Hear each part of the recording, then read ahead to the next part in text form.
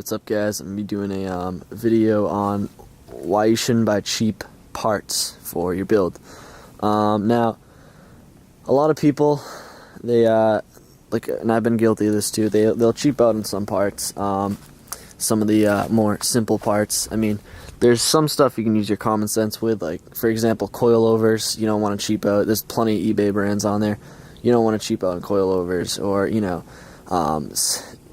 some of the engine components. There's some hazy intake manifolds for 2JZs out there. There's also some pretty good ones on eBay too. So, I mean, I'm not saying all eBay parts are bad, but some of the ones that are priced very cheaply, you're gonna end up with a junk part.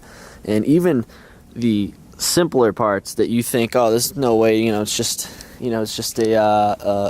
wing, or it's just a sway bar end link. You know, who cares if it's cheap? It's you know, it's so simple that it doesn't really matter. You know, what's the worst that could happen? And I'm here to tell you guys that it does matter. It doesn't matter how simple the part is. You'll buy something that could literally be like a sway bar, which is literally just a piece of steel, and the measurements will be off, or, you know, there'll usually be something wrong with it. And I can attest to that, because I've been guilty of getting some cheap eBay parts when I probably shouldn't have, which is kind of a sin for a car like a Supra. I mean, some of my other builds, or some of the other cars I've worked on, like I had a Lexus IS300. That's like, it's eBay parts, whatever. It's a cheap car, you know, it doesn't really matter. But a car like this, I really shouldn't put any eBay parts on it. And that's kind of what the fellow Supra guys vouch. They're like, oh, this isn't a Honda Civic, this is a Supra. You shouldn't be buying cheap parts for it. But nonetheless, this really applies to any car. Even if it is a Civic, which I have no problems with Civics, I'll just use that as an example.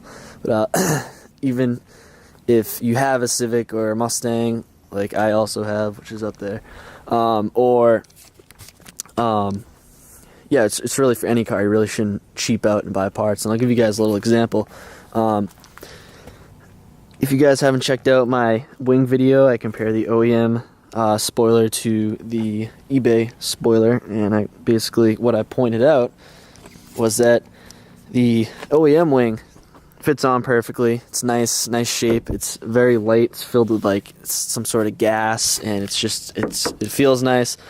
It has little prongs that stick down. This needs to be repainted, by the way, but you know, it's in good shape as far as the actual wing goes. But anyways, it has like prongs that stick down into, there's 3 holes here, stick into the middle hole, and you literally just set it down, and the holes line up for the screws, and the screws right in, and it's fine.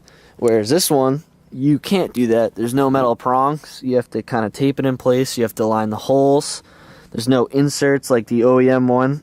They're right into the fiberglass, and it cracks and, you know, makes concerning sounds while you're screwing it in, and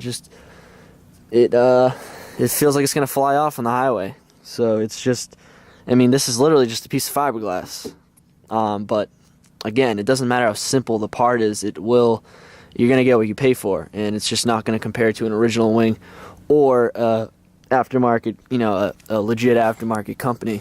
Another example of that is I bought just rear sway bar end links, you know, thinking it's a piece of metal with 2 little ball joints on it. You know what? Let me kind of focus this. What's the, you know, how can you mess that up? And they broke before I can't even drive the car. It has no engine. They broke while I was putting it on, just getting them into position. They snapped. It's made out of cheap, you know, crappy metal, white metal, shitty welds. Can't really get the camera to focus on it. I mean, the joints were kind of oozing before I was even putting them on, and it's a piece of shit, you know. I mean, it snapped, and that would have been the first bump it went over. Bye, you know, sway bar. It's junk. It's the other end to it here. It just snapped, you know, right in half.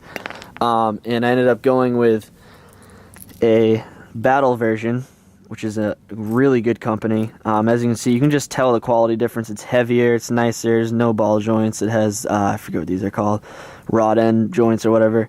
And they're, you know, Teflon sealed, and it's nice. It's adjustable, and it's a small part, but it's something that can break. And as you can see, it's a lot better quality than like an eBay part. And at the end of the day, it's going to be worth it going with this part rather than a crappy part. And that's pretty much, if you're on a full, I mean, if you're just trying to get by, just to drive the car every day, you know, you can go with the eBay part, you know, but it's going to break down the road, literally. And a build like this, where obviously I'm not using this to drive to work every day, I'm just kind of restoring it.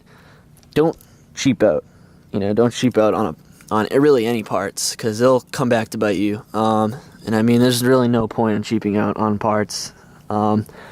You'll end up spending more time and frustration replacing it. I mean, I've bought very few eBay parts for this car. These are pretty much, off the top of my head, I think this is pretty much the only eBay parts I bought, and both of them sucked and broke. So it's the point of this video is just you're going to end up spending more time and frustration just replacing the parts when they break down the road.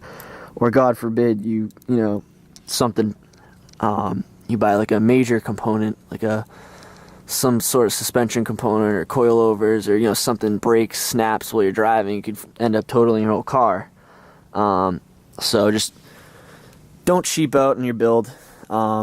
Go with the good parts, and you won't regret it. You know, maybe a little bit more money, but at the end of the day, it's a build. Don't start a build if you're going to be cheaping out on parts. It's pretty much my advice for you guys. I mean,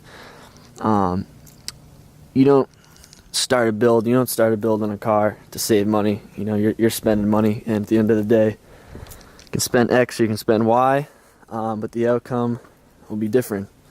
If you opt for the good parts, you're going to have a good car, you're going to have the confidence, and you're going to have less of a risk of something failing. So yeah, it's pretty much the video that I wanted to make. Just wanted to kind of show you guys, don't cheap out on parts. Like I said, it pertains to really any build, not just the Supra. Any car, doesn't matter how cheap or expensive the car is. You don't want to end up having something fail.